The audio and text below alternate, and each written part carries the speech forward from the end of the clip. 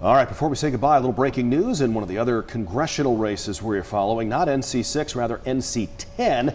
Let's throw that up there because all of the precincts are now reporting, and this does not appear as though it's going to be headed for a runoff because Pat Harrigan has secured more than 40% of the total vote. This was a race that you saw a lot of TV ads for between Pat Harrigan and his fellow Republican rival in this race, Gray Mills. So this one apparently just going final, and it looks like Pat Harrigan is going to advance to the November general election.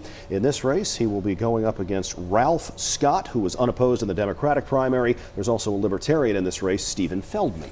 All right, before we wrap up the hour, I have one question for both of you, for John and Bill, and that question is, biggest takeaway tonight, what would it be? Well, the biggest surprise of the night is it looks like the state superintendent, Kathy Truitt, is most likely to be defeated in her own party primary by Michelle Morrow.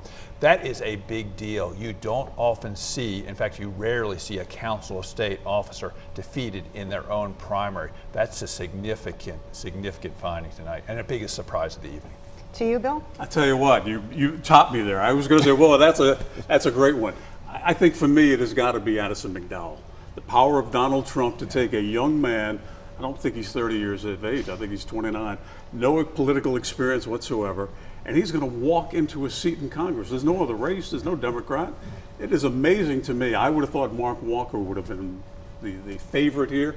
To see Addison McDowell, a young man who really has done nothing other than shake Donald Trump's hand and get a good endorsement from him. He was at the rally on Saturday when Donald Trump was at the Greensboro Coliseum, and I'll tell you, the crowd went crazy when they brought him up there.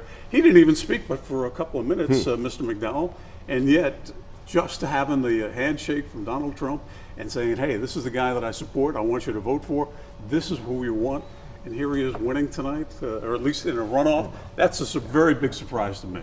And hopefully we'll be able to hear from Addison McDowell. We have Kelly Kendall there, and she's been in communication. Apparently Bo Hines has already conceded. He's running about fourth, if I'm not mistaken, right now. So he would be outside of that potential runoff. But we say that to say this. Stick around. WXII 12 News at 11 begins at the top of the hour. And we'll see you then.